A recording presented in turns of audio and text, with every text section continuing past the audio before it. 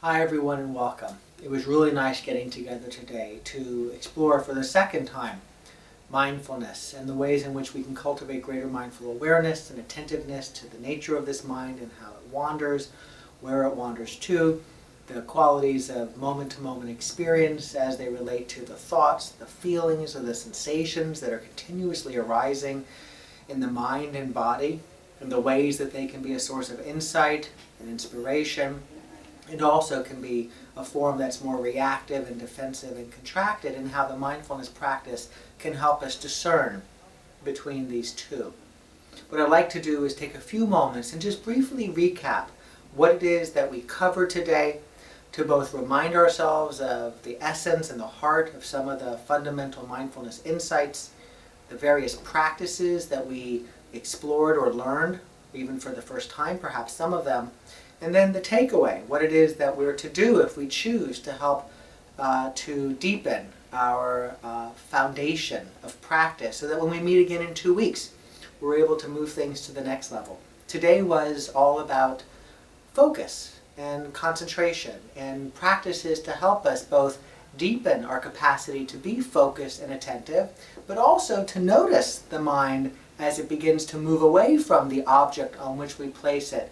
Because it is not so much about being focused and attentive and concentrative as much as it is about being aware of the ways in which we're losing a connection to the object of our attention. And it is that moving away from the object and how the practice of mindfulness can help us be more exquisitely attuned to that movement of the mind, where perhaps the greatest opportunity resides. And so we talked about the nature of this mind that wanders. In the various exercises we did, we commented on the ways in which we noticed our mind wandering. And this is a reminder that the mind wanders quite a lot, that when it does wander, we're oftentimes not aware that it's wandering, that when it wanders unaware, our mood tends to drop, and that we can at any time, with an awareness that the mind has wandered, through that waking up, do something, like bring our attention back to the object on which we've placed it. Now we'll learn next week how we don't have to come back to somewhere as if we actually left there in the first place. We can attend to the place that our mind has moved to, aware and attentive.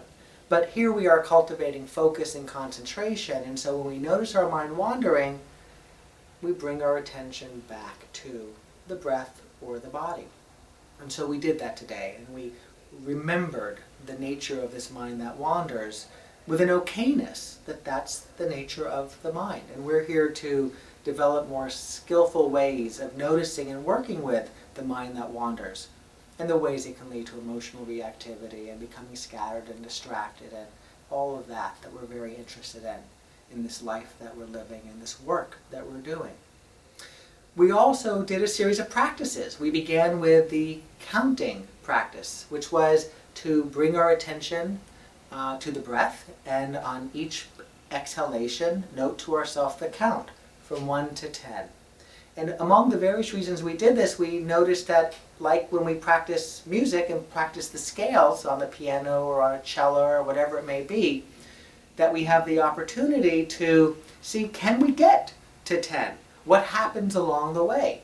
Sometimes we get to 2 and we're off because the mind is so busy and off we go, not even aware that we went off. Or we're aware of making our way to 10 and we're aware of thoughts arising along the way.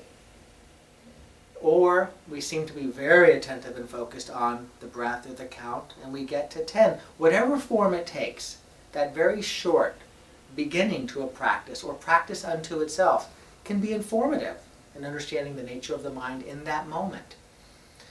After practicing the counting method, if you will, we then did a traditional mindfulness practice where we brought our attention to the breath or to the body, resting our attention there as the primary object, and when we notice the mind wandering, gently bringing our attention back. That's something that we explored last week. That's something we brought in this week. And it is a fundamental mindfulness practice. It may be the bedrock of your practice so far. We also looked at the landscape of the mind, this diagram, this illustration, and we noticed, where is it that we find our mind going? The the valley of fear, the river of regret, frustration, in the weeds, wherever it is that we might notice that the mind goes from time to time. And like the attractive nuisance, we're drawn to it, even though it's not necessarily in our best interest. In the bigger sense of a mindfulness practice, there might be something to learn from the places that we tend to go to, that we ruminate on in the past, or that we're so focused on in the future that may or may not ever happen, that's a source of worry or anxiety. But for now, let us just know that not only does the mind wander, but to become familiar with, more aware of the places it wanders to, so that when it goes there, tomorrow and the next day, rather than be lost in the landscape of the mind, we go, there I go, there's jealousy, jealousy is arising. There's anger, anger is arising. There's fear, fear is arising. Because as was commented on today, aware of where we're going, aware of what we're caught in, can very much change that experience. We also did a practice known as the Just Is Homes, to stop, look, and listen. And this was a practice that was intended to both, with its name, Just Is Homes, justice, to remind us that mindfulness is very much a practice of allowing this moment to be this moment, not acquiescing to the next moment, but this moment, to allow it to be as it just is. And to the extent that we can do that, that is to take reality as it comes, not making it into more than it is, not making it into less than it is, we might actually be able to really bring about the full measure of what we have to offer, and do so from a place of balance and equipoise. And so that practice, the stop, look, and listen, invites us to stop, pause, as we breathe, to look and notice the thoughts, feelings, and sensations that are arising in that moment, just checking in. It can take all of a few moments. There's activity of the mind, busy or not so busy. There's a feeling tone of this moment. I'm caught in anger or frustration or worry or excitement. And there's an engagement in the body. And noticing those three pieces. And we talked a lot about those three pieces. Thoughts, feelings, and sensations. How we tend not to pay attention to them, but rather do things out there to fix them, to feel better when we're feeling agitated. And how mindfulness is really a turning in and noticing the thoughts, feelings, and sensations as a way to attend to ourselves, to take the choppy waters of the mind and body and find ourselves on the shore, where the waters may stay choppy, but we're in a different relationship to them. We have more to offer in that moment. And by bringing our attention to the thoughts, feelings, and sensations, when we move into the sensations, we move into the breath. And we pay attention to the breath for a few moments. And then as we move into listen, we expand our awareness from the breath to the body to sound. And we listen as if with ears that are hearing for the first time, just open to whatever arises, near or far, changes, moves on. We're just there noticing it. It's that practice of just is. Allowing the moment, allowing the sounds that arise to be what just is. Because sometimes there'll be somebody talking, and they'll be saying something. You don't want to hear what they're saying, even though it might be very important to hear what they're saying and to notice how they're saying it and articulating it and their relationship to it. That could be the most important part of that moment. But because we don't want to hear it, we start resisting. And then we start missing data, missing information, missing opportunities. So we practice just noticing sound as something that's just arising, so that in those moments that are more agitating, less desirable, we might carry a little bit of that quality of being interested and curious and just noticing there as well. Stop, look, and listen. And so we took away a handout that reminded us of the sitting practice, of stop, look, and listen, and also of a very short practice we can do at any time, of stop, where we stop or pause, whatever it is that we might be doing. And that can happen even in the midst of a conversation where you're just listening to somebody, but you're relating to that moment differently. You're pausing, taking a breath, T, with awareness of breathing. So stop, take a breath. That awareness of the breath is key. The breath is helpful, but it's the awareness that we're bringing into that moment. That's the mindfulness practice. To observe, to look around you, to notice, or to notice inward, and then to proceed. and then to proceed. And so the card is a reminder of those 3 practices, and then for this week and for next week, to note, what practice did you do? So each day, might you do a practice? Might you find 5 minutes or 10 minutes in the morning, or before or after lunch, or toward the end of the day, something that you feel will work. You can create the space. Sometimes it might mean waking up 5 or 10 minutes early so that you bring that opportunity into your day as opposed to trying to fit it in to a day that's already packed, if you will.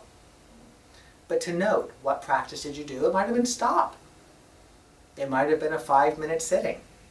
It might have been this just as home, stop, look, and listen.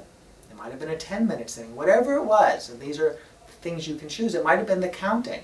I sat, I paid attention to my breath, and I noticed from 1 to 10, each of the next 10 breaths, and what you experienced during that. Did you get off to 120 before you realized that you weren't even paying attention? Were you unable to get beyond 2 or 3 because off your mind went? Did you make your way through, but you were aware of the clouds of the thought passing through the mind? What was your experience? That can be the practice too. And so you note the practice you did, you note the length of time. Time isn't so important as much as it's just noticing. So upon reflection, we can learn from that. And then your observations, taking a few moments to really notice, what did you observe in that setting?